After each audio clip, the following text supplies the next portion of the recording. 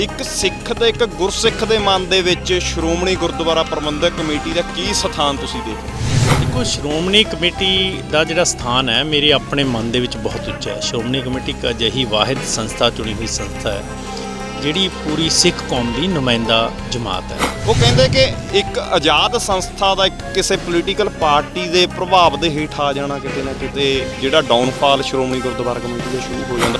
ਜਦੋਂ ਵੀ ਸਾਡੀਆਂ ਧਾਰਮਿਕ ਸੰਸਥਾਵਾਂ ਨੇ ਜਿਹੜੀਆਂ ਉਹ ਬੌਨੀਆਂ ਹੋ ਜਾਂਦੀਆਂ ਨੇ ਪਾਰਟੀਆਂ ਤੋਂ ਜਾਂ ਪਾਰਟੀਆਂ ਦੇ ਲੀਡਰਾਂ ਤੋਂ, ਉਦੋਂ ਹੀ ਇਹਦਾ ਕਿਰਦਾਰ ਆ ਜਿਹੜਾ ਉਹ ਖਰਾਬ ਹੋਣਾ ਸ਼ੁਰੂ ਹੋ ਜਾਂਦਾ ਵੀ ਆਰਐਸਐਸ ਇੱਕ ਸੰਸਥਾ ਹੈ, ਭਾਜਪਾ ਉਹਨੇ ਇੱਕ ਪਾਰਟੀ ਬਣਾ ਕੇ ਵਿੰਗ ਬਣਾਇਆ ਹੋਇਆ। ਤਾਂ ਅੱਜ ਭਾਜਪਾ ਜੇ ਕੁਝ ਗਲਤ ਕਰਦੀ ਹੈ ਤਾਂ ਆਰਐਸਐਸ ਹੈ ਜਿਹੜੀ ਉਹਦੇ 'ਤੇ ਕੁੰਡਾ ਕੱਸ ਦਿੰਦੀ ਹੈ ਵੀ ਤੁਸੀਂ ਇਹ ਗਲਤ ਕਿਉਂ ਕਰ ਰਹੇ, ਕੱਸਦੀ ਹੈ ਕਿ ਨਹੀਂ ਕੱਸਦੀ। ਤਾਂ ਸਾਡੀ ਸ਼੍ਰੋਮਣੀ ਕਮੇਟੀ ਵੀ ਅਜਿਹੀ ਸੰਸਥਾ ਹੋਣੀ ਚਾਹੀਦੀ ਹੈ ਜਿਨ੍ਹਾਂ ਦਾ ਪਾਰਟੀਆਂ 'ਤੇ ਪ੍ਰਭਾਵ ਹੋਣਾ ਚਾਹੀਦਾ, ਨਾ ਕਿ ਪਾਰਟੀਆਂ ਦਾ ਸ਼੍ਰੋਮਣੀ ਕਮੇਟੀ 'ਤੇ ਪ੍ਰਭਾਵ ਹੋਣਾ ਚਾਹੀਦਾ। ਉਹ ਵੋਟਾਂ ਵੀ ਜਿਹੜੀਆਂ ਸਮੇਂ ਸਿਰ ਨਹੀਂ ਕਰਵਾਈਆਂ ਜਾਂਦੀਆਂ, ਆਪਣੀ ਮਨਮਰਜ਼ੀਆਂ ਕਰ ਲਈਆਂ ਜਾਂਦੀਆਂ ਨੇ। ਜਿੰਨੇ ਸਾਲ ਹੋ ਗਏ ਉਹਨੂੰ 5 ਨਾਲ ਡਿਵਾਈਡ ਕਰੀਏ ਤਾਂ ਘੱਟੋ ਘੱਟ ਵੀ 18-17 ਵਾਰੀ ਚੋਣ ਹੋ ਜਾਣੀ ਚਾਹੀਦੀ ਸੀ। ਮੇਰਾ ਖਿਆਲ ਆ ਵੀ ਸ਼ਾਇਦ 7-8 ਵਾਰੀ ਹਾਲੇ ਤੱਕ ਚੋਣ ਹੋਈ ਹੈ। ਤਾਂ ਇਹ ਵੱਡਾ ਖੱਪਾ ਹੈ, ਇੱਕ ਮਜ਼ਾਕ ਹੈ ਲੋਕਾਂ ਦੇ ਨੁਮਾਇੰਦੇ ਨਾਲ। ਵੀ ਐਸਾ ਸਕੂਲ ਜਾਂ ਕਾਲਜ ਸ਼੍ਰੋਮਣੀ ਕਮੇਟੀ ਨਹੀਂ ਬਣਾ ਸਕੀ ਕਿ ਜਿਸ ਦੇ ਵਿੱਚ ਇੱਕ ਸਿੱਖ ਪਰਿਵਾਰ ਦੇ ਬੱਚੇ, ਗਰੀਬ ਬੱਚੇ ਜਿਹੜੇ ਨੇ ਉਹ ਫ੍ਰੀ ਪੜ੍ਹ ਸਕਣ। ਜਿਹੜੀਆਂ ਵੀ ਆਰਗੇਨਾਈਜੇਸ਼ਨਾਂ ਨੇ ਸਿੱਖੀ ਦੇ ਲੈਵਲ ਤੇ, ਦਾਨ ਦੇ ਲੈਵਲ ਤੇ ਕੰਮ ਕਰਦੀਆਂ ਨੇ, ਉਹ ਇਮੇਜ ਸਾਡੀ ਸ਼੍ਰੋਮਣੀ ਕਮੇਟੀ ਕਿਉਂ ਨਹੀਂ ਬਣਾ ਪਾਈ, ਇਹਦੇ ਤੇ ਵੱਡੇ ਸਵਾਲ ਨੇ। ਦੂਜਾ, ਇਹ ਤਾਂ ਫਿਰ ਸਿੱਧੇ ਤੌਰ ਤੇ ਜੇਕਰ ਉਹ ਵੀਡੀਓ ਵਾਇਰਲ ਨਾ ਹੁੰਦੀ ਤਾਂ ਫਿਰ ਸਿੱਧਾ ਜਿਹਾ ਸਵਾਲ ਹੈ ਕਿ ਉਸ ਇਨਸਾਨ ਦੇ ਉੱਪਰ ਕੋਈ, ਉਸ ਗ੍ਰੰਥੀ ਦੇ ਉੱਪਰ ਕੋਈ ਕਾਰਵਾਈ ਹੋਣੀ ਸੀ।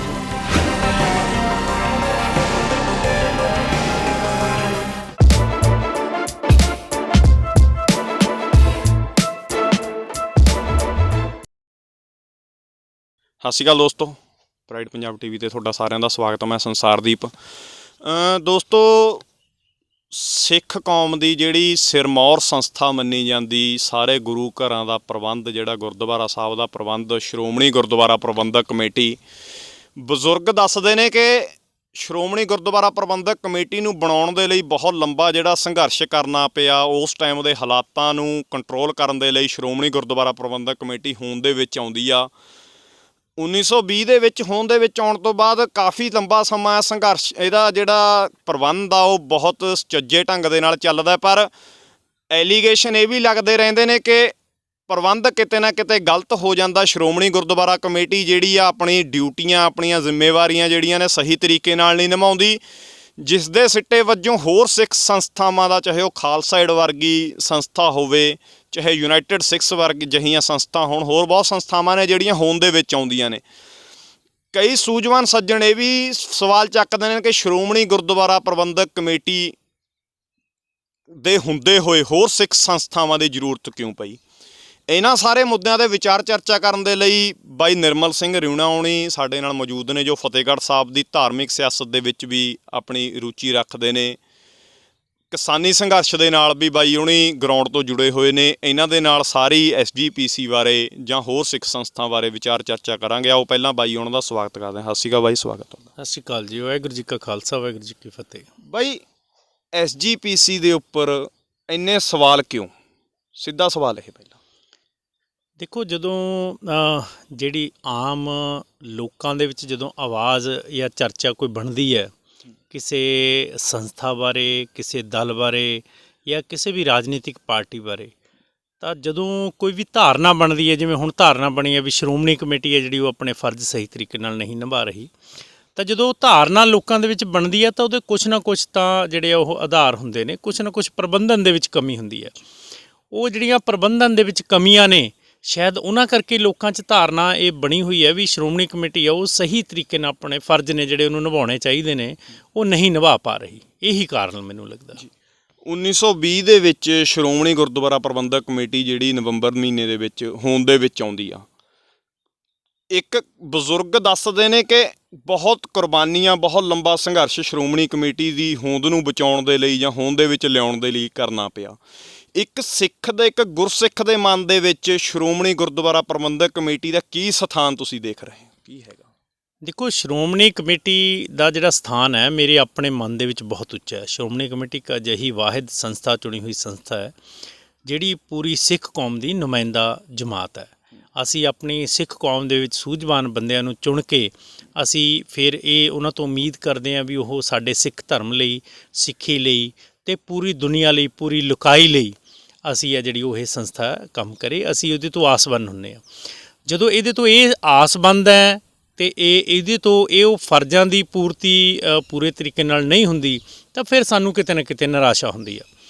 ਦੇਖੋ, ਜੇ ਇਤਿਹਾਸ 'ਤੇ ਤੁਸੀਂ 1920 'ਤੇ ਨਹੀਂ ਜਾ ਕੇ ਖੜ੍ਹਨਾ, ਮੈਂ ਤੁਹਾਨੂੰ ਉਹ ਤੋਂ ਪਹਿਲੇ ਪ੍ਰਬੰਧਾਂ ਬਾਰੇ ਵੀ ਤੁਹਾਨੂੰ ਜਾਣਕਾਰੀ ਥੋੜ੍ਹੀ ਜਿਹੀ ਦੇਣੀ ਚਾਹੂੰਗਾ ਵੀ ਜਦੋਂ ਗੁਰੂ ਸਾਹਿਬ ਇਸ ਦੁਨੀਆ ਤੋਂ ਰੁਖਸਤ ਹੋ ਗਏ, ਗੁਰੂ ਗੋਬਿੰਦ ਸਿੰਘ ਜੀ 1708 'ਚ ਜੋਤੀ ਜੋਤ ਸਮਾ ਜਾਂਦੇ ਨੇ, ਉਸ ਤੋਂ ਬਾਅਦ ਗੁਰੂ ਗ੍ਰੰਥ ਸਾਹਿਬ ਨੂੰ ਗੁਰਗੱਦੀ ਮਿਲ ਜਾਂਦੀ ਹੈ। ਗੁਰੂ ਗ੍ਰੰਥ ਸਾਹਿਬ ਨੂੰ ਵੱਡੇ ਪੱਧਰ 'ਤੇ ਲਿਖਿਆ ਜਾਂਦਾ ਅਤੇ ਉਹਨਾਂ ਦੀ ਸਥਾਪਨਾ ਕੀਤੀ ਜਾਂਦੀ ਹੈ। ਗੁਰਦੁਆਰੇ ਸਥਾਪਿਤ ਹੋ ਜਾਂਦੇ ਨੇ, ਜਿੱਥੇ ਜਿੱਥੇ ਵੀ ਗੁਰੂ ਸਾਹਿਬ ਗਏ ਨੇ, ਉਹਨਾਂ ਦੀਆਂ ਯਾਦਗਾਰਾਂ ਨੇ, ਸ਼ਹੀਦੀਆਂ ਨੇ, ਅਤੇ ਗੁਰਦੁਆਰੇ ਸਥਾਪਿਤ ਹੁੰਦੇ ਚਲੇ ਜਾਂਦੇ ਨੇ।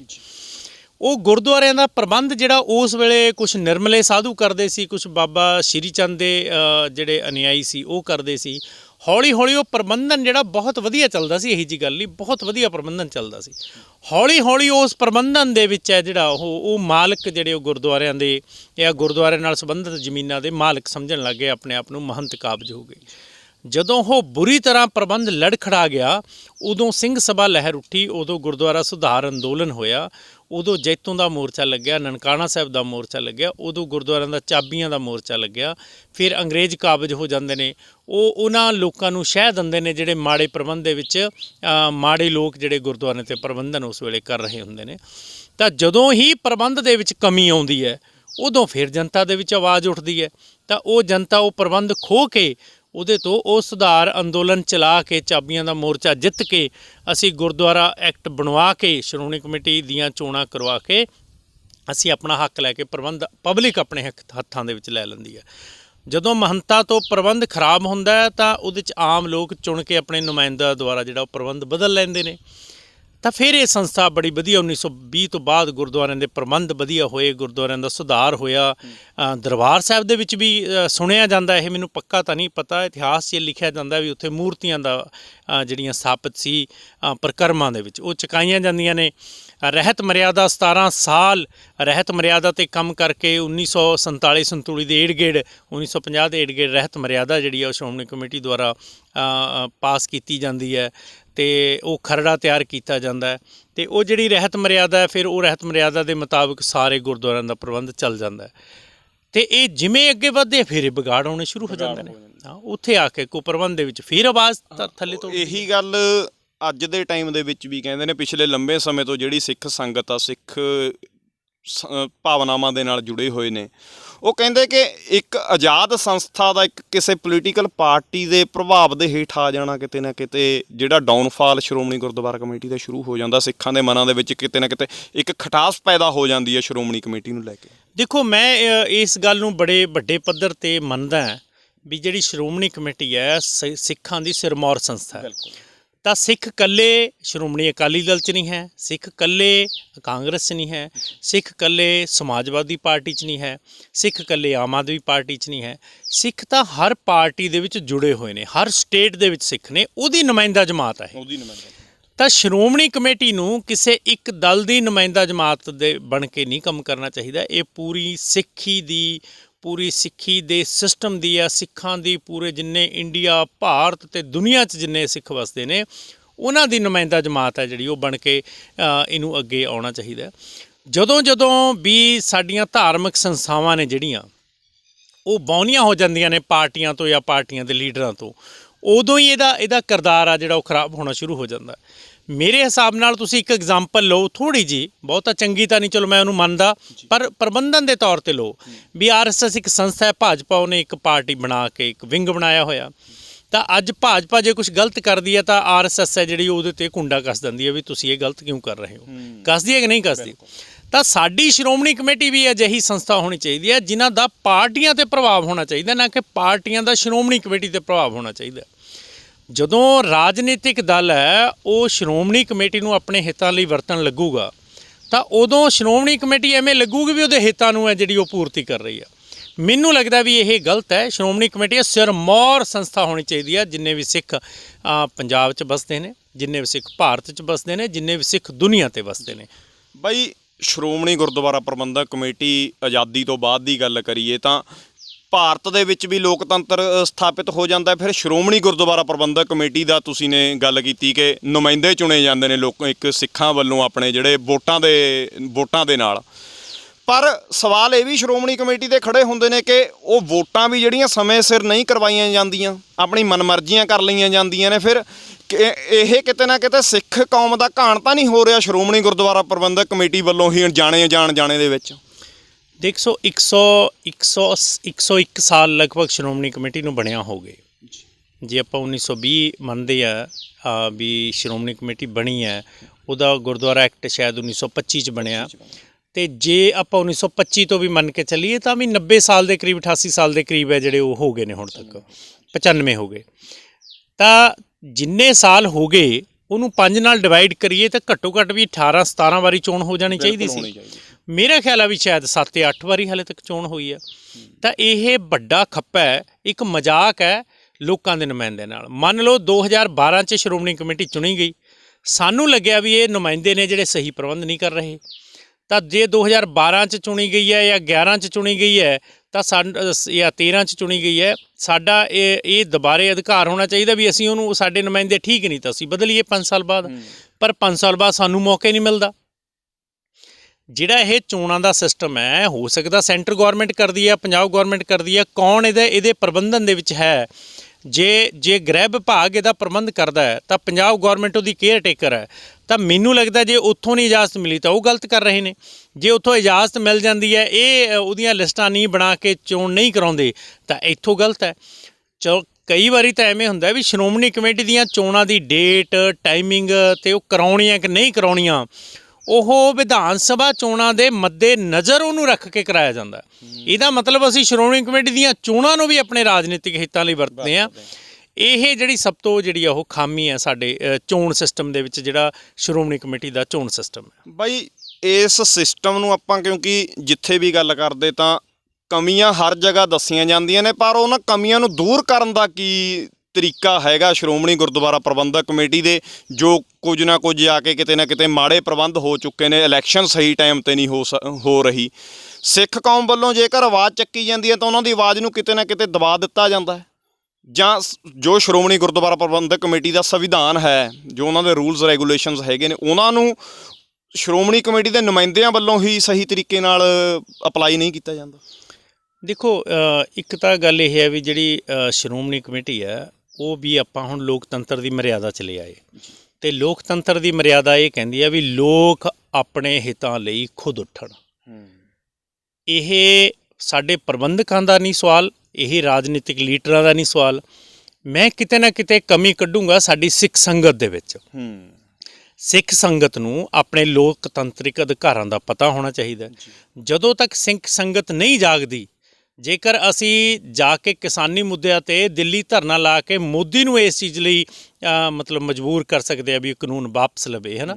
ਅਸੀਂ DAP ਦਾ ਜਿਹੜਾ ਖਾਦ ਦਾ ਰੇਟ ਆ ਉਹ ਵਧਾਤਾ ਸੀ, ਇਸ ਅੰਦੋਲਨ ਤੋਂ ਡਰਦੇ ਉਹਨੇ 140% ਸਬਸਿਡੀ ਦੇ ਕੇ ਉਸੇ ਰੇਟ 'ਤੇ ਦੁਬਾਰੇ ਲਿਆਂਦਾ। ਤਾਂ ਇਹ ਕਿੱਥੋਂ ਲੱਗਦਾ ਤੁਹਾਨੂੰ ਵੀ ਜੇ ਲੋਕ ਸਿੱਖ ਸੰਗਤ ਔਰ ਲੋਕਤੰਤਰ ਦੇ ਵਿੱਚ ਲੋਕਾਂ ਦੀ ਆਵਾਜ਼ ਉੱਠੂਗੀ ਤਾਂ ਸ਼੍ਰੋਮਣੀ ਕਮੇਟੀ ਜਾਂ ਜਿਹੜੀ ਵੀ ਇਹਨੂੰ ਪੰਜਾਬ ਸਰਕਾਰ ਹੈ, ਸੈਂਟਰ ਸਰਕਾਰ ਹੈ, ਜਿਹੜੀ ਵੀ ਇਹਨੂੰ ਚੋਣਾਂ ਕਰਾਉਣ ਦੀ ਸੰਸਥਾ ਹੈ, ਇਸ 'ਚ ਸੁਧਾਰਾਂ ਦੀ ਗੁੰਜਾਇਸ਼ ਹੈ, ਉਹ ਨਹੀਂ ਹੋਊਗੀ। ਇਸ ਕਰਕੇ ਮੈਨੂੰ ਲੱਗਦਾ ਵੀ ਲੋਕਾਂ ਨੂੰ ਜਾਗਣ ਦੀ ਲੋੜ ਹੈ। ਲੋਕਤੰਤਰ ਦੀ ਜਿਹੜੀ ਤਾਕਤ ਹੈ ਉਹ ਦਿਖਾਉਣ ਦੀ ਲੋੜ ਹੈ ਲੀਡਰਾਂ ਨੂੰ। ਪਰ ਲੋਕ ਵੀ ਤਾਂ ਕਿਤੇ ਨਾ ਕਿਤੇ ਸ਼੍ਰੋਮਣੀ ਗੁਰਦੁਆਰਾ ਪ੍ਰਬੰਧਕ ਕਮੇਟੀ ਦੇ ਸਵਾਲ ਚੱਕਦੇ ਨੇ ਕਿ 100 ਸਾਲ ਦੇ ਨੇੜੇ ਦਾ ਸਮਾਂ ਜਿਹੜਾ ਸ਼੍ਰੋਮਣੀ ਕਮੇਟੀ ਨੂੰ ਹੋਂਦ ਦੇ ਵਿੱਚ ਆਈ ਨੂੰ ਹੋ ਚੁੱਕਿਆ, ਪਰ ਇੱਕ ਵੀ ਐਸਾ ਸਕੂਲ ਜਾਂ ਕਾਲਜ ਸ਼੍ਰੋਮਣੀ ਕਮੇਟੀ ਨਹੀਂ ਬਣਾ ਸਕੀ ਕਿ ਜਿਸ ਦੇ ਵਿੱਚ ਇੱਕ ਸਿੱਖ ਪਰਿਵਾਰ ਦੇ ਬੱਚੇ, ਗਰੀਬ ਬੱਚੇ ਜਿਹੜੇ ਨੇ ਉਹ ਫ੍ਰੀ ਪੜ੍ਹ ਸਕਣ, ਕਾਲਜ ਜਾਂ ਯੂਨੀਵਰਸਿਟੀ ਜਾਂ ਸਕੂਲ। ਹਾਂ ਦੇਖੋ ਮੇਰਾ ਖਿਆਲ ਆ ਵੀ ਤਕਰੀਬਨ 30,000 ਏਕੜ ਤਾਂ ਸ਼ਾਇਦ ਜ਼ਮੀਨ ਹੀ ਹੈ ਜਿਹੜੀ ਸ਼੍ਰੋਮਣੀ ਕਮੇਟੀ ਹੈ ਜਿਹੜੀ ਉਹ ਵਾਹੁੰਦੀ ਹੈ, ਅਤੇ ਬਹੁਤ ਸਾਰੀਆਂ ਇਹਨਾਂ ਦੀਆਂ ਸੰਸਥਾਵਾਂ ਨੇ, ਮੈਡੀਕਲ ਕਾਲਜ ਹੈ, ਇੰਜੀਨੀਅਰਿੰਗ ਕਾਲਜ ਨੇ, ਅਤੇ ਬਹੁਤ ਵੱਡੇ ਸਕੂਲ ਨੇ। ਇਹਨਾਂ ਦੇ ਪੂਰਾ ਇੱਕ ਡਾਇਰੈਕਟੋਰੇਟ ਬਣਿਆ ਹੋਇਆ ਜਿਹਦਾ ਇੱਕ ਡਾਇਰੈਕਟਰ ਜਿਹੜਾ ਉਹ ਲਾਇਆ ਜਾਂਦਾ ਐਜੂਕੇਸ਼ਨ ਦਾ। ਤਾਂ ਜੇ ਆਪਾਂ ਗੱਲ ਕਰੀਏ ਲੋਕਲ ਲੈਵਲ 'ਤੇ ਵੀ, ਫਤਿਹਗੜ੍ਹ ਸਾਹਿਬ 'ਤੇ ਵੀ ਜਿਹੜੀਆਂ ਸੰਸਥਾਵਾਂ ਨੇ, ਅਜਿਹੀ ਕੋਈ ਮੈਨੂੰ ਉੱਥੇ ਲੱਗਦਾ ਨਹੀਂ ਵੀ ਸਿੱਖ ਬੱਚਿਆਂ ਨੂੰ ਜਾਂ ਗਰੀਬ ਸਿੱਖ ਬੱਚਿਆਂ ਨੂੰ ਜਾਂ ਸਿੱਖੀ ਨੂੰ ਪ੍ਰਫੁੱਲਤ ਕਰਨ ਵਾਸਤੇ ਬੱਚਿਆਂ ਨੂੰ ਉਹ ਕਦਮ ਜਿਹੜੇ ਉਹ ਚੁੱਕੇ ਜਾਂਦੇ ਨੇ। ਅੱਛਾ, ਅਗਲੀ ਗੱਲ ਜਿਹੜੇ ਪ੍ਰਬੰਧ ਹੋਰ ਵੱਡੇ ਤੌਰ ਤੇ ਕਰ ਸਕਦੀ ਹੈ, ਮੰਨ ਲਓ ਖਾਲਸਾ ਏਡ ਨੂੰ ਪ੍ਰਬੰਧ ਕਰਨਾ ਪੈਂਦਾ, ਜਿੱਥੇ ਖਾਲਸਾ ਏਡ ਪ੍ਰਬੰਧ ਕਰ ਰਹੀ ਹੈ ਸ਼੍ਰੋਮਣੀ ਕਮੇਟੀ, ਉੱਥੇ ਪ੍ਰਬੰਧਨ ਕਿਉਂ ਨਹੀਂ ਕਰਦੀ? ਜਿੱਥੇ ਯੂਨਾਈਟਿਡ ਸਿੱਖ ਨੇਸ਼ਨ ਹੈ ਜਾਂ ਕੋਈ ਹੋਰ ਸੰਸਥਾਵਾਂ ਨੇ ਜਿਹੜੀਆਂ ਵੀ ਇਹਦੇ ਨਾਲ ਵਰਲਡ ਸਿੱਖ ਆਰਗੇਨਾਈਜੇਸ਼ਨ ਹੈ, ਜਿਹੜੀਆਂ ਵੀ ਆਰਗੇਨਾਈਜੇਸ਼ਨਾਂ ਨੇ ਸਿੱਖੀ ਦੇ ਲੈਵਲ ਤੇ ਅਦਾਨ ਦੇ ਲੈਵਲ ਤੇ ਕੰਮ ਕਰਦੀਆਂ ਨੇ, ਉਹ ਇਮੇਜ ਸਾਡੀ ਸ਼੍ਰੋਮਣੀ ਕਮੇਟੀ ਕਿਉਂ ਨਹੀਂ ਬਣਾ ਪਾਈ? ਇਹਦੇ ਤੇ ਵੱਡੇ ਸਵਾਲ ਨੇ। ਦੂਜਾ, ਹੁਣ ਮੈਡੀਕਲ ਵਿਸ਼ਿਆਂ ਤੇ ਅਸੀਂ ਲੰਗਰ ਦੇਖੋ ਕਿੰਨਾ ਲਾਉਂਦੇ ਆ, ਜਿਹੜੇ ਦੂਜੇ ਲੰਗਰ ਨੇ। ਮੈਡੀਕਲ ਵਿਸ਼ਿਆਂ ਤੇ ਗੱਲ ਕਰੀਏ ਤਾਂ ਸਿਹਤ ਦੇ ਲੈਵਲ ਤੇ ਸਭ ਤੋਂ ਵੱਧ ਲੋੜ ਹੈ। ਹੁਣ ਆਪਾਂ ਗੱਲ ਕਰੀਏ ਫਤਿਹਗੜ੍ਹ ਸਾਹਿਬ ਦੀ, ਗੱਲ ਕਰੀਏ ਅਨੰਦਪੁਰ ਸਾਹਿਬ ਦੀ, ਗੱਲ ਕਰੀਏ ਆਪਾਂ ਚੰਡੀਗੜ੍ਹ ਦੇ ਨੇੜੇ ਵੱਡਾ ਗੁਰਦੁਆਰਾ ਜਿਹੜਾ, ਗੱਲ ਕਰੀਏ ਤੁਸੀਂ ਦੁਖਨਿਵਾਰਨ ਸਾਹਿਬ ਦੀ, ਕਿੰਨੇ ਵੱਡੇ ਗੁਰਦੁਆਰੇ ਨੇ, ਉਹਦੇ ਨਾਲ ਕਿੱਡੀਆਂ ਵੱਡੀਆਂ ਅਸੀਂ ਸਕੂਲ ਜਾਂ ਕਾਲਜ ਜਾਂ ਹੋਰ ਚੀਜ਼ਾਂ ਖੋਲ੍ਹਦੇ ਹਾਂ। ਤਾਂ ਮੈਨੂੰ ਲੱਗਦਾ ਵੀ ਉੱਥੇ ਲੰਗਰ ਹਾਲ ਵੀ ਨੇ, ਸਭ ਕੁਝ ਨੇ। ਮੈਨੂੰ ਲੱਗਦਾ ਹਾਲੇ ਮੈਡੀਕਲ ਸਹੂਲਤਾਂ ਦੇਣ ਪਿੱਛੋਂ ਅਸੀਂ ਆ ਜਿਹੜਾ ਉਹ ਸਭ ਤੋਂ ਵੱਧ ਪਿੱਛੇ ਆ।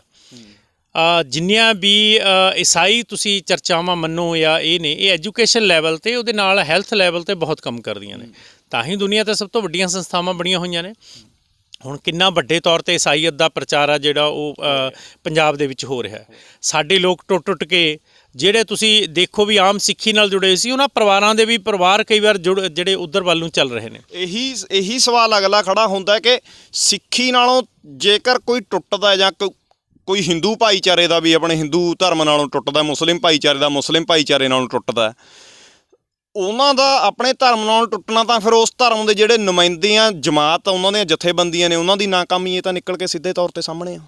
ਦੇਖੋ ਇਹ ਤਾਂ ਹੈ ਹੀ। ਵੈਸੇ ਤਾਂ ਚਲੋ ਆਪਾਂ ਇਹ ਮੰਨਦੇ ਆ ਵੀ ਮਾਨਸ ਕੀ ਜਾਤ ਸਭੇ ਏਕੇ ਪਹਿਚਾਨ ਵੋ, ਸਭੇ ਸਾਂਝੀ ਵਾਲ ਸਦਾਇਨ, ਕੋਈ ਨਾ ਦਿਸੇ ਬਾਹਰੜਾ ਜੀਓ।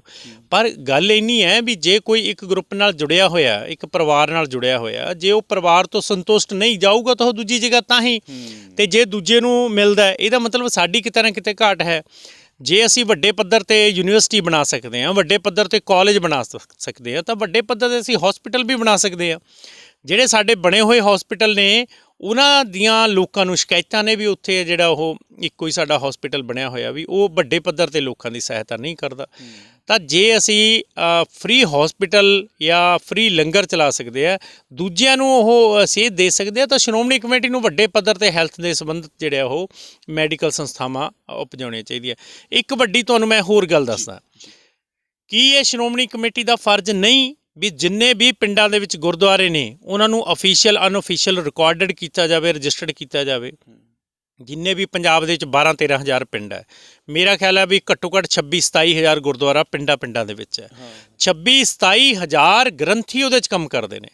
ਉਹਨਾਂ ਨੂੰ ਟ੍ਰੇਨਿੰਗ ਦੇਣੀ, ਉਹਨਾਂ ਨੂੰ ਸਿੱਖੀ ਬਾਰੇ ਦੱਸਣਾ, ਇਹ ਸ਼੍ਰੋਮਣੀ ਕਮੇਟੀ ਦਾ ਫਰਜ਼ ਹੈ। ਇਹ ਸ਼੍ਰੋਮਣੀ ਕਮੇਟੀ ਨੂੰ ਵੱਡੇ ਪੱਧਰ ਤੇ ਜਿਹੜਾ ਉਹ ਕਰਨਾ ਚਾਹੀਦਾ।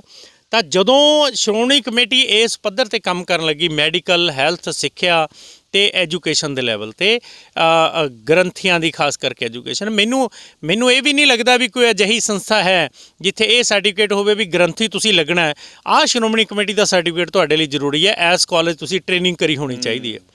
ਤੁਸੀਂ ਆਲ ਪੰਜਾਬ, ਮੈਨੂੰ ਵੱਡੇ ਪੱਧਰ ਤੇ ਮੈਨੂੰ ਤਾਂ ਨਹੀਂ ਨੌਲੇਜ, ਤੁਹਾਨੂੰ ਹੋਵੇ ਤਾਂ ਦੱਸਿਓ, ਕੋਈ ਹੋਵੇ ਤਾਂ ਉਹਨੂੰ ਦੱਸ ਦੇਣ ਵੀ ਕੋਈ ਇੱਕ ਮੈਨੂੰ ਅਜਿਹਾ ਕਾਲਜ ਦੱਸਿਆ ਜਾਵੇ ਵੀ ਜਿਸ ਕਾਲਜ 'ਚ ਸ਼੍ਰੋਮਣੀ ਕਮੇਟੀ ਹੈ ਜਿਹੜੀ ਉਹ ਗ੍ਰੰਥੀਆਂ ਨੂੰ ਟ੍ਰੇਨਿੰਗ ਦਿੰਦੀ ਹੋਵੇ ਵੀ ਇਸ ਤਰ੍ਹਾਂ ਪੰਜ ਬਾਣੀਆਂ ਦਾ ਪਾਠ ਕਰਨਾ, ਇਹ ਰਹਿਤ ਮਰਿਆਦਾ। ਅੱਛਾ, ਬਠਿੰਡੇ ਦੇ ਇੱਕ ਪਿੰਡ ਦੇ ਵਿੱਚ ਪਿੱਛੇ ਜੇ ਇੱਕ ਬਹੁਤ ਵੱਡਾ ਵਿਵਾਦ ਹੋ ਜਾਂਦਾ, ਅਰਦਾਸ ਕਰ ਦਿੱਤੀ ਜਾਂਦੀ ਆ ਡੇਰਾ ਮੁਖੀ ਰਾਮ ਰਹੀਮ ਦੇ ਰਿਹਾਈ ਦੇ ਲਈ। ਗੁਰੂ ਘਰ ਦੇ ਵਿੱਚ ਇਸ ਤਰ੍ਹਾਂ ਦਾ ਹੋ ਜਾਣਾ, ਜਦ ਕਿ ਡੇਰਾ ਮੁਖੀ ਦੇ ਪਰ ਇਲਜ਼ਾਮ ਹਨ ਕਿ ਗੁਰੂ ਗੋਬਿੰਦ ਸਿੰਘ ਜੀ ਮਹਾਰਾਜ ਦੀ ਜਿਹੜੀ ਨਕਲ ਉਹਦੇ ਵੱਲੋਂ ਕੀਤੀ ਗਈ ਸੀ। ਇਹ ਤਾਂ ਫਿਰ ਸਿੱਧੇ ਤੌਰ ਤੇ ਜੇਕਰ ਵੀਡੀਓ ਵਾਇਰਲ ਨਾ ਹੁੰਦੀ ਤਾਂ ਫਿਰ ਸਿੱਧਾ ਜਿਹਾ ਸਵਾਲ ਹੈ ਕਿ ਉਸ ਇਨਸਾਨ ਦੇ ਉੱਪਰ ਕੋਈ, ਉਸ ਗ੍ਰੰਥੀ ਦੇ ਉੱਪਰ ਕੋਈ ਕਾਰਵਾਈ ਨਹੀਂ ਸੀ ਹੋਣੀ। ਇਹ ਸ਼੍ਰੋਮਣੀ ਗੁਰਦੁਆਰਾ ਪ੍ਰਬੰਧਕ ਕਮੇਟੀ ਦਾ ਫੇਲੀਅਰ ਜਾਂ ਇੱਕ ਕਿਸੇ ਹੋਰ ਦੀ ਪਰਦੇ ਦੇ ਪਿੱਛੇ ਤੋਂ ਸ਼ਾਇਦ ਹੋ ਜਾਣਾ ਇੱਦਾਂ ਦੀ ਅਰਦਾਸ ਦੇ ਵਿੱਚ। ਦੇਖੋ ਉਹੀ ਤੁਹਾਨੂੰ ਮੈਂ ਜਿਹੜੀ ਗੱਲ ਪਹਿਲਾਂ ਕਹੀ ਆ, ਉਸੇ ਲੜੀ ਨੂੰ ਅੱਗੇ ਜੋੜੋ ਵੀ ਜੇਕਰ ਉਹ ਟ੍ਰੇਨਿੰਗ ਯਾਫਤਾ ਜਾਂ ਸ਼੍ਰੋਮਣੀ ਕਮੇਟੀ ਦੇ ਸਰਟੀਫਿਕੇਟ ਲੈ ਕੇ ਕੋਈ ਗ੍ਰੰਥੀ ਲੱਗਿਆ ਹੋਊਗਾ ਤਾਂ ਉਹਨੂੰ ਰਹਿਤ ਮਰਿਆਦਾ ਦਾ, ਅਰਦਾਸ ਦਾ ਤੇ ਉੱਥੇ ਜਿਹੜੇ ਚੱਲ ਰਹੇ ਵਰਤਾਰੇ ਦਾ ਪਤਾ ਹੋਊਗਾ। ਤੁਸੀਂ ਪਿੰਡ ਘੁੰਮੋ, ਪਿੰਡ ਗ੍ਰੰਥੀਆਂ ਕੋਲ ਜਾਓ। ਪਹਿਲਾ ਗੱਲ ਤਾਂ ਇਹ ਵੀ ਗ੍ਰੰਥੀਆਂ ਦੀ ਹਾਲਤ ਨਾਜ਼ੁਕ ਹੈ। ਗ੍ਰੰਥੀ ਬਹੁਤ ਗਰੀਬੀ ਦੇ ਵਿੱਚ ਆਪਣਾ ਜੀਵਨ ਹੈ ਜਿਹੜਾ ਉਹ ਬਸਰ ਕਰਦੇ ਨੇ। ਉਹ ਸ਼੍ਰੋਮਣੀ ਕਮੇਟੀ ਕੋਈ ਸਾਰ ਨਹੀਂ ਉਹਨਾਂ ਨੂੰ ਲੈਂਦੀ, ਜਿਹੜਾ ਗੁਰੂ ਗ੍ਰੰਥ ਸਾਹਿਬ ਦੀ ਸੇਵਾ ਕਰਦੇ ਨੇ, ਜਿਹਨੂੰ ਅਸੀਂ ਬਹੁਤ ਸਤਿਕਾਰ ਦਿੰਦੇ ਹਾਂ। ਜੇਕਰ ਪ੍ਰੋਪਰ ਟ੍ਰੇਨਿੰਗ ਦੇ ਕੇ ਉਹਨਾਂ ਨੂੰ ਗੁਰਦੁਆਰਿਆਂ 'ਚ ਲਗਾਇਆ ਜਾਂਦਾ, ਉਹਨਾਂ ਕੋਲ ਬਕਾਇਦਾ ਸਰਟੀਫਿਕੇਟ ਡਿਗਰੀਆਂ ਹੁੰਦੀਆਂ ਨੇ, ਉਹ ਸ਼੍ਰੋਮਣੀ ਕਮੇਟੀ ਵੱਲੋਂ ਦਿੱਤੀ ਟ੍ਰੇਨਿੰਗ ਦੀਆਂ। ਤਾਂ ਜਿਹੜੀ ਇਹ ਘਟਨਾ ਬਠਿੰਡੇ ਵਾਲੀ ਹੋਈ ਹੈ ਗ੍ਰੰਥੀ ਸਿੰਘ ਦੀ, ਉਹ ਗ੍ਰੰਥੀ ਸਿੰਘ ਨੂੰ ਨੌਲੇਜ ਨਹੀਂ, ਰਹਿਤ ਮਰਿਆਦਾ ਦੀ ਨੌਲੇਜ ਨਹੀਂ, ਉਹਨੂੰ 10 ਗੁਰੂ ਸਾਹਿਬਾਨ ਦਾ ਨਹੀਂ ਪਤਾ, ਉਹਨੂੰ ਪੂਰੇ 5 ਪਿਆਰਿਆਂ ਦਾ ਨਹੀਂ ਪਤਾ, ਉਹਨੂੰ ਰਹਿਤ ਮਰਿਆਦਾ ਸਾਡੀ ਕੀ ਹੈ ਕੀ ਨਹੀਂ ਕਰਨੀ। ਉਹਦੇ ਵੱਲੋਂ ਪ੍ਰੈਸ ਦੇ ਵਿੱਚ ਬਿਆਨ ਦਿੱਤਾ ਗਿਆ ਕਿ ਮੈਂ 20 ਸਾਲ ਤੋਂ ਗੁਰੂ ਘਰ ਦੀ ਜਿਹੜੀ ਸੇਵਾ ਕਰ ਰਿਹਾ। ਇੱਕ ਇੰਨੇ ਲੰਬੇ ਸਮੇਂ ਤੋਂ ਸੇਵਾਦਾਰ ਬੰਦੇ ਦਾ ਇਸ ਤਰ੍ਹਾਂ ਦੀ ਗਲਤੀ ਕਰਨਾ, ਕਿਤੇ ਇਹ ਅਣਜਾਣੇ 'ਚ ਹੋਈ ਭੁੱਲ ਤੁਸੀਂ ਦੇਖਦੇ ਹੋ ਜਾਂ ਜਾਣ ਬੁੱਝ ਕੇ ਜਿਹੜਾ ਟਾਰਗੇਟ ਕੀਤਾ ਗਿਆ ਇਹ ਗੱਲ? ਦੇਖੋ, ਜਾਣ ਬੁੱਝ ਕੇ ਕੀਤੀ ਗਈ ਗੱਲ ਹੈ ਇਹ। ਹੋ ਸਕਦਾ ਗ੍ਰੰਥੀ ਨੂੰ ਕਿਸੇ ਲਾਲਚ ਦੇ ਅਧੀਨ ਇਹ ਕਰਵਾਇਆ ਗਿਆ ਹੋਵੇ। ਦੇਖੋ, 3 ਚੀਜ਼ਾਂ ਇਹਦੀਆਂ ਨਾਲ ਜੁੜਦੀਆਂ ਨੇ। ਉਹ ਗ੍ਰੰਥੀ ਦਾ ਅਰਦਾਸ ਕਰਨਾ ਤੇ ਪੈਰੋਲ ਤੇ ਰਾਮ ਰਹੀਮ ਨੂੰ ਛੱਡਿਆ ਜਾਣਾ। ਤੁਸੀਂ ਇਹਨੂੰ ਦੇਖੋ। ਤੀਜਾ, ਕਿਸਾਨੀ ਸੰਘਰਸ਼ ਚੱਲ ਰਿਹਾ ਹੈ, ਕਿਸਾਨੀ ਸੰਘਰਸ਼ ਦੇ ਵਿੱਚ ਉਹਨੂੰ ਛੱਡਣਾ, ਇਹਦਾ ਮਤਲਬ ਉਹਦਾ ਪਹਿਲਾਂ ਵੀ ਛੱਡਣ ਨਾਲ ਪੰਚਕੂਲੇ 'ਚ ਕਿੱਡਾ ਵੱਡਾ ਵਾਦ ਵਿਵਾਦ ਪੈਦਾ ਹੋਇਆ ਸੀ। ਵੀ ਸੈਂਟਰ ਗੌਰਮੈਂਟ ਦੀ ਮੈਨੂੰ ਚਾਲ ਲੱਗਦੀ ਹੈ ਕਿਤੇ ਨਾ ਕਿਤੇ ਵੀ ਉਹ ਇਸ ਜਿਹੜਾ ਵਿਵਾਦ ਹੈ ਪੰਜਾਬ ਦੇ ਵਿੱਚ ਉਹਨੂੰ ਵਧਾਉਣਾ ਚਾਹੁੰਦੀ ਹੈ, ਅਤੇ ਇਸੇ ਕਰਕੇ ਉਹ ਗ੍ਰੰਥੀ ਦਾ ਅਰਦਾਸ ਕਰਨਾ ਤੇ ਰਾਮ ਰਹੀਮ ਦਾ ਉੱਥੋਂ ਛੱਡਿਆ ਜਾਣਾ, ਪੈਰੋਲ ਤੇ ਛੱਡਿਆ ਜਾਣਾ, ਤੇ ਕਿਸਾਨੀ ਸੰਘਰਸ਼ ਨੂੰ ਬਦਨਾਮ ਕਰਨ ਦੇ ਸਭ ਤੋਂ ਵੱਡੇ ਮਨਸੂਬੇ ਨੇ ਜਿਹੜੇ ਇਹ ਤੋਂ ਜ਼ਾਹਰ ਹੁੰਦੇ ਨੇ ਮੋਦੀ ਗੌਰਮੈਂਟ ਦੇ। ਬਾਈ, ਇੱਕ ਆਖਰੀ ਸਵਾਲ, ਸਿੱਖ ਸੰਸਥਾਵਾਂ ਹੋਰ ਵੀ ਬਹੁਤ ਨੇ, ਸਮਾਜ ਸੇਵੀ ਸੰਸਥਾਵਾਂ, ਤੁਸੀਂ ਨੇ ਖਾਲਸਾ ਏਡ ਦੀ ਗੱਲ ਕੀਤੀ, ਯੂਨਾਈਟਿਡ ਸਿੱਖਸ ਦੀ ਗੱਲ ਕੀਤੀ, ਜਾਂ ਲੋਕਲ ਲੈਵਲ ਤੇ ਜਿਹੜੀਆਂ ਸਿੱਖ ਸੰਸਥਾਵਾਂ ਸੇਵਾ ਕਰਦੀਆਂ ਨੇ, ਵਿਫਤਾ ਦੇ ਵਿੱਚ ਲੰਗਰ ਲਾਉਂਦੀਆਂ ਨੇ, ਮੈਡੀਕਲ ਕੈਂਪ ਲਾਉਂਦੀਆਂ ਨੇ। ਸ਼੍ਰੋਮਣੀ ਗੁਰਦੁਆਰਾ ਪ੍ਰਬੰਧਕ ਕਮੇਟੀ ਦਾ ਹਜ਼ਾਰਾਂ ਕਰੋੜ ਦਾ ਬਜਟ ਹੁੰਦੇ ਹੋਏ ਵੀ ਇਸ ਤਰ੍ਹਾਂ ਦੀਆਂ ਸੰਸਥਾਵਾਂ ਦਾ ਹੋਂਦ ਦੇ ਵਿੱਚ ਆਉਣਾ ਕੀ ਇਸ਼ਾਰਾ ਇਹ ਕਰ ਰਿਹਾ? ਦੇਖੋ, ਇਸ਼ਾਰਾ ਇਹੀ ਕਰਦਾ ਵੀ ਸ਼੍ਰੋਮਣੀ ਕਮੇਟੀ ਪ੍ਰਬੰਧ ਦੇਣ 'ਚ ਫੇਲੀਅਰ ਹੈ। ਜਦੋਂ ਐਜੂਕੇਸ਼ਨ ਸਹੀ ਸੈਂਟਰ ਗੌਰਮੈਂਟ ਨੇ ਜਾਂ ਪੰਜਾਬ ਗੌਰਮੈਂਟ ਨਾ ਦੇਈ ਤਾਂ ਪ੍ਰਾਈਵੇਟ ਸਕੂਲ ਖੁੱਲ੍ਹੇ।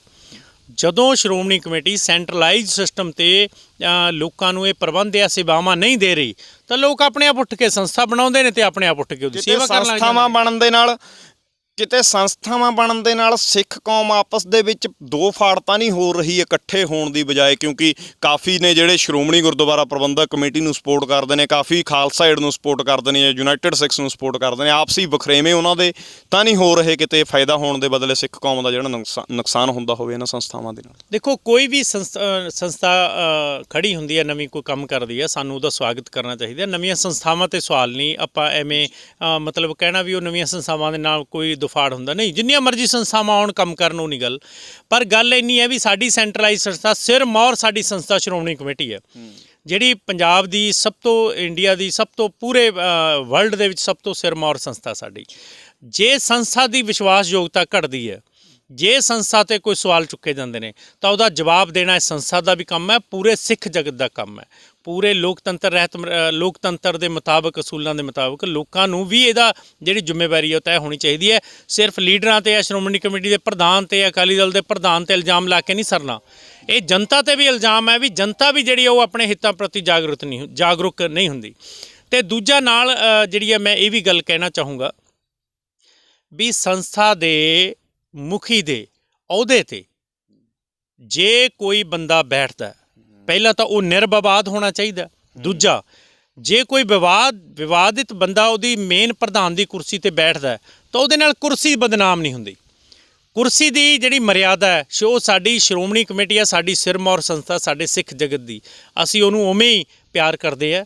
ਪਰ ਕਈ ਵਾਰ ਕੁਪ੍ਰਬੰਧ ਕਰਕੇ ਉਹਦੇ 'ਤੇ ਕੁਝ ਅਜਿਹੇ ਸ਼ਖਸ ਬੈਠ ਜਾਂਦੇ ਨੇ ਜਿਹਦੇ ਕਰਕੇ ਸਾਡੀ ਸਿੱਖ ਜਗਤ ਦੇ ਵਿੱਚ ਬਦਨਾਮੀ ਵੀ ਹੁੰਦੀ ਹੈ ਅਤੇ ਸਿੱਖ ਕੌਮ 'ਚ ਬਦਨਾਮੀ ਹੁੰਦੀ ਹੈ, ਅਤੇ ਸ਼੍ਰੋਮਣੀ ਕਮੇਟੀ ਦਾ ਅਕਸ ਹੈ ਜਿਹੜਾ ਉਹ ਲੋਕਾਂ ਦੇ ਵਿੱਚ ਖਰਾਬ ਹੁੰਦਾ। ਦੋਸਤੋ, ਇਹ ਸਨ ਬਾਈ ਨਿਰਮਲ ਸਿੰਘ ਰਿਉਣਾ, ਜਿਹੜੇ ਸ਼੍ਰੋਮਣੀ ਗੁਰਦੁਆਰਾ ਪ੍ਰਬੰਧਕ ਕਮੇਟੀ ਬਾਰੇ ਵਿਚਾਰ ਚਰਚਾ ਕੀਤੀ। ਇਹਨਾਂ ਨੇ ਕਿਹਾ ਕਿ ਹੋਰ ਸਿੱਖ ਸੰਸਥਾਵਾਂ ਦਾ ਹੋਂਦ ਦੇ ਵਿੱਚ ਆਉਣਾ ਐਡੀ ਵੱਡੀ ਸਿਰਮੌਰ ਸੰਸਥਾ ਦਾ ਸਿੱਧੇ ਤੌਰ 'ਤੇ ਜਿਹੜਾ ਫੇਲ ਹੁੰਦਾ ਨਜ਼ਰ ਆ ਰਿਹਾ। ਜੋ ਬਠਿੰਡੇ ਦੇ ਵਿੱਚ ਘਟਨਾ ਹੁੰਦੀ ਗ੍ਰੰਥੀ ਸਿੰਘ ਦੀ, ਇਹਨਾਂ ਨੇ ਉਸ ਨੂੰ ਲੈ ਕੇ ਵੀ ਸ਼੍ਰੋਮਣੀ ਗੁਰਦੁਆਰਾ ਪ੍ਰਬੰਧਕ ਕਮੇਟੀ ਨੂੰ ਸਵਾਲ ਕੀਤਾ ਕਿ ਜੇਕਰ ਕਿਸੇ ਕਾਲਜ ਜਾਂ ਯੂਨੀਵਰਸਿਟੀ ਦੇ ਵਿੱਚ ਗ੍ਰੰਥੀ ਸਿੰਘ ਦੀ ਪ੍ਰੋਪਰ ਤੌਰ 'ਤੇ ਪੜ੍ਹਾਈ ਕਰਵਾਈ ਜਾਂਦੀ ਜਾਂ ਟ੍ਰੇਨਿੰਗ ਕਰਵਾਈ ਜਾਂਦੀ, ਫਿਰ ਇਸ ਤਰ੍ਹਾਂ ਦਾ ਜਿਹੜਾ ਘਟਨਾਕ੍ਰਮ ਉਹ ਨਹੀਂ ਸੀ ਹੁੰਦਾ। ਅਤੇ ਇਹਨਾਂ ਨੇ ਕਿਹਾ ਕਿ ਡੇਰਾ ਮੁਖੀ ਦਾ ਜੇਲ੍ਹ ਤੋਂ ਬਾਹਰ ਆ ਜਾਣਾ, ਅਰਦਾਸ ਦਾ ਹੋ ਜਾਣਾ ਅਤੇ ਕਿਸਾਨੀ ਸੰਘਰਸ਼ ਦਾ ਦਿਨੋਂ ਦਿਨ ਚੜ੍ਹਦੀ ਕਲਾ ਦੇ ਵਿੱਚ ਜਾਣਾ, ਇਹ ਸਿੱਧਾ ਜਿਹੜਾ ਹੈਗਾ ਸਰਕਾਰ ਦੀ ਚਾਲ ਕਿਸਾਨੀ ਸੰਘਰਸ਼ ਨੂੰ ਢਾਹ ਲਾਉਣ ਦੇ ਲਈ। ਬਾਕੀ ਤੁਸੀਂ ਬਾਈ ਉਹਨਾਂ ਦੇ ਵਿਚਾਰ ਦੇ ਨਾਲ ਕਿੰਨਾ ਕੁ ਸਹਿਮਤੀ ਰੱਖਦੇ ਹੋ, ਸਾਨੂੰ ਕਮੈਂਟਸ ਦੇ ਰਾਹੀਂ ਜ਼ਰੂਰ ਦੱਸਿਓ। ਅਗਲੀ ਅਪਡੇਟ ਦੇ ਨਾਲ ਤੁਹਾਨੂੰ ਜਲਦੀ ਮਿਲਾਂਗੇ। ਪ੍ਰਾਈਡ ਪੰਜਾਬ ਟੀਵੀ ਦੇਖਦੇ ਰਹੋ। ਮੈਨੂੰ ਦਿਓ ਆਗਿਆ। ਧੰਨਵਾਦ। ਤਾਜ਼ਾ ਖਬਰਾਂ ਤੇ ਨਵੀਆਂ ਜਾਣਕਾਰੀ ਭਰਪੂਰ ਵੀਡੀਓਜ਼ ਵੇਖਣ ਲਈ ਸਬਸਕ੍ਰਾਈਬ ਕਰੋ ਸਾਡਾ YouTube channel pride Punjab TV ਤੇ ਸਾਡਾ Facebook page pride Punjab TV ਨੂੰ ਫੋਲੋ ਜ਼ਰੂਰ ਕਰੋ ਤੇ ਨਾਲ ਹੀ ਨਾਲ ਇਸ ਨੂੰ ਲਾਈਕ ਵੀ ਕਰ ਲਵੋ।